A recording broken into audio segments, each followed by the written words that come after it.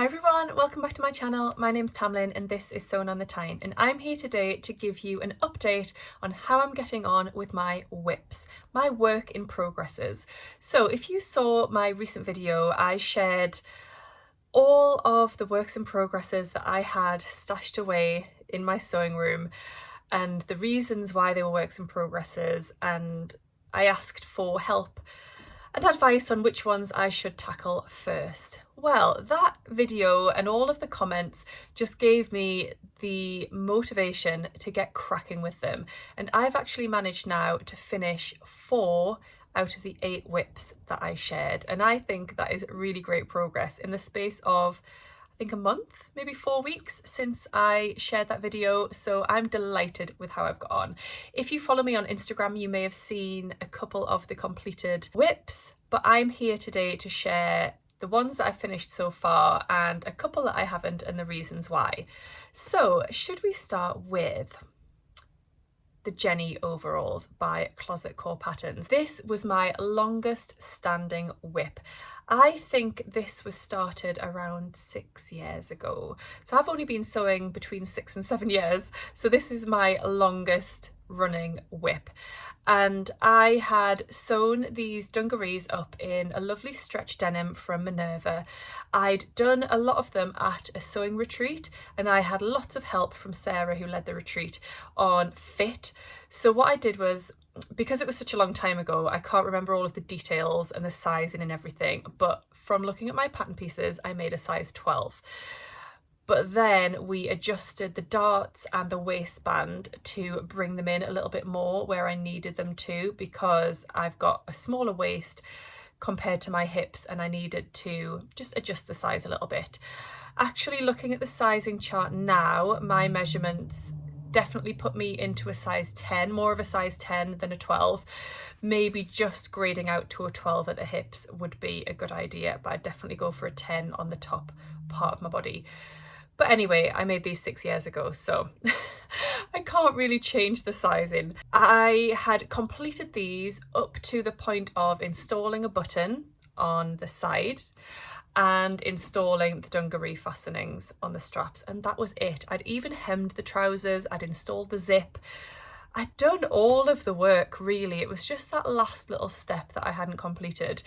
And they'd gone into a project bag and never been touched again. A lot of you said, get those done because there's not much left to do on those dungarees. And you were right.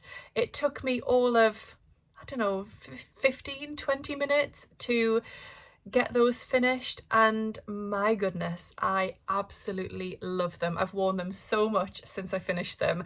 They are my perfect dungaree pattern. I really like things that come in at the waist, and most dungaree patterns don't have that feature. They tend to be a bit more loose and baggy and not fitted, but I really like the Jennies because they really nip you in at the waist, and then they have these lovely flared style legs, and I just love them as a pattern, and I've loved wearing them, and I've had lots of lovely comments every time I've worn them, and I feel very silly now that I have left them in a project bag for 6 years.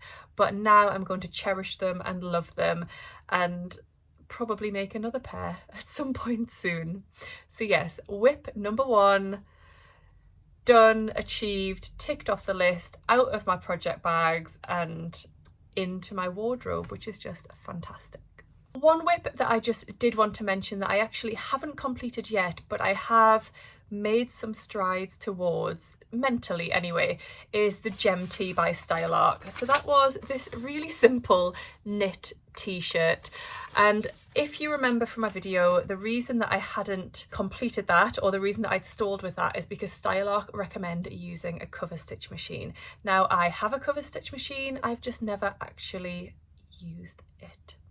So I'd put this project away at that point and thought at some point I should really get my cover stitch out and give it a go. Well, I've been doing a little bit of research and I've come across what looks like a really fantastic course on Craftsy, and Craftsy are actually the sponsors of today's video. So if you don't know, Craftsy is your online resource for all things creative. It's an online community and resource where millions of crafters, makers and DIY enthusiasts find creative inspiration, advance their skills and learn new ones along the way.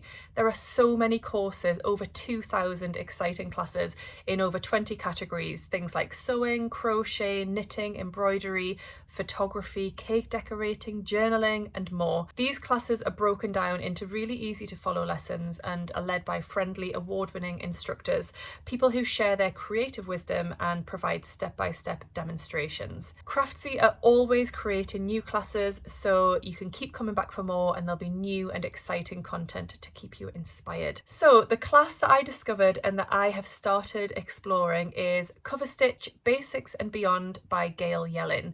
So this is going to help me master the essential techniques to confidently use my cover stitch machine, which is exactly what I need. It's already got me feeling more confident to just give it a go, and hopefully I'll be sharing my finished cover stitched gem tee with you very soon. So if you would like to benefit from all that Craftsy have to offer, the first 1,000 of you that click the link in the video description will get a full year of premium membership to Craftsy for only $1.49, which I think is an incredible offer. From exploring the website so far and having a look at what there is to offer on Craftsy, I think that is fantastic value and well worth giving a try. Just to mention, that offer is valid for new members only. So thank you so much to Craftsy for sponsoring this video. The next whip that I got finished, these aren't actually in order of when I finished them, but the next one I'm going to talk about is the one that I am wearing. And for those of you that recognise this pattern, this is the Fabric Godmother Fleur top. I've made the top. So this comes as a dress and a top. It comes as a sleeveless version, or you can have these lovely puffed, gathered into a cuff sleeves. And I just thought, for my style, I thought the sleeveless version was more me. So the reason that I stalled with this project was I found a little error with the pattern. So when I was creating the darts, the side seams weren't blending correctly, so when you bring your dart legs together, there was quite a jump at the side seam. I actually think the pattern has been updated since I got my version of the Fleur, because one of my lovely sew tuners, Lynn, she was very kind and she brought along her Fleur top and her pattern pieces, and I compared them to mine, and hers didn't have the same issue and she made the same size as me. So I think I just have an early version of the pattern that has since been updated. So that is fine. I just kind of blended it myself and just went with it. And I managed to get this finished. And I'm not 100% convinced that I love this pattern, but I do like it. And I think the fabric has a lot to do with that. It is a Liberty Tana lawn, but this isn't really a Liberty as you would think of a Liberty, is it? Liberty tends to conjure up like ditzy floral vibes. This definitely is not ditzy floral. I'll stand up and just share this with you. So you've got these 3 ties at the front, you've got a placket here just to preserve your modesty so you can't see underneath. You've got this gathered peplum here, the armholes and the neck is all bound with bias binding that you make with the fabric. And yeah, it's cute, I like it. I'm not massively in love with it. So some things I make and immediately I want to make another one. This isn't one of those, but I do like it and I will wear it. I think with a pair of black skinny jeans, I'll definitely get wear out of this. I think perhaps I could do with maybe a bit of an adjustment here in terms of sizing. So I made the size 10 according to my measurements. I feel like it's maybe it's my muscular shoulders, I don't know, but I feel like it's pulling in a little bit here, and I could just maybe do with either a little bit more width here, or I don't know, just something. If you've got an idea, then do let me know. But I do like it. I am really pleased that I've got it off the whip pile and into my wardrobe, and I'll definitely wear it. And I'll probably feel really lovely in it. I do actually, wearing it now, I do really like it. The fabric is just so nice. But yes, I don't know if I'm going to rush to make another Fleur. It's not the type of garment that I think I want lots and lots of in my wardrobe, like the Friday Pattern Company Saltwater Slip, which is just my favourite pattern ever, I think. I could have multiples of that in every possible fabric going, whereas with this, I think make one, be happy with it, and then I'm going to move on. Right, let's talk about the garment that you can see on my mannequin. This is the Friday Pattern Company Pogonip Pullover, which was started in February as part of the Pogonip party, and I am just very late to the party because I finally finished it in November, 9 months later, but that's fine. The fabric is a really fun loop back French terry, which I purchased from Jenny Stitches at the Harrogate Knitting and Stitching show last year. And the reason that I stalled with this project was I got to the welt pocket step. And I just stopped there because they take quite a bit of concentration. They're not an easy technique. And especially on a knit fabric as well, it added sort of an extra dimension of trickiness. But my tackling my whips sort of motivation really made me crack on with it this month, and I managed to finish my Pogonip. The welt pockets did cause me a little bit of, not stress, but you know, they took a bit of time and thought and patience. I sort of whizzed over the part in the instructions where it suggested that you might want to use interfacing on the welts. It was like an optional extra, it wasn't a you should, so I just kind of ignored the optional extra. But really, with a loop back French terry, which this is, I think it was pretty essential, because where I cut into my welts, it just started to pull away, like where the loops were.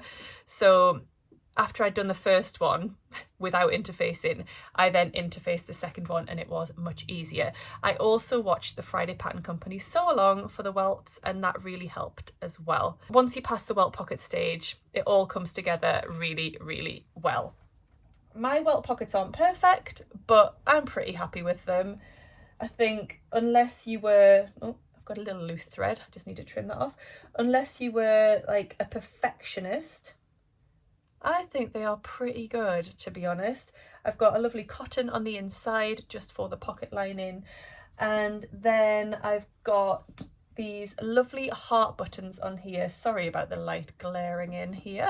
It's just highlighting my Pogonip. Yes, I used these lovely purple heart buttons, which were a Pigeon Wishes and Cut One Pair collaboration. They were like a special button. I think I might have got those in a Sew Hayley Jane box, but I thought they just went perfectly with this fabric. The only difficulty other than the welts was the bulk of a couple of the sections of this fabric. So, well, of the garment, particularly the bottom of the placket here. So sewing across here, you've got this, you've got a lining behind, and you've got obviously the layers of the bottom of the placket here. That was pretty bulky to get through my machine and my overlocker. I didn't really enjoy it, but I got there, I managed it, and I'm really pleased with the outcome.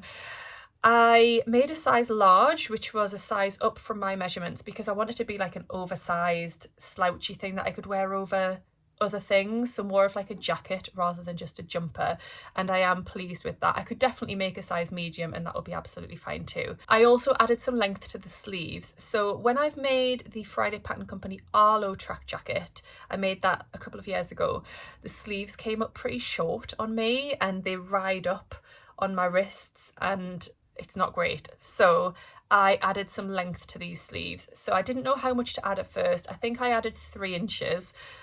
And then actually before I added the elasticated cuff, I took off 1 inch because I tried it on and then decided to take off 1 inch. So I've added 2 inches to the length of the sleeves in total. And I like that because they've got the elasticated cuff, you can just sort of push them up anyway. And it doesn't matter if they're a bit longer than you need them to be and they're a bit baggy, because they sit at the right place on your wrist anyway. So yes, very happy with my Pogonip. We'll definitely be getting lots of wear out of it. And I've already got fabric to make another one. Should I share it with you? Bear with me one moment.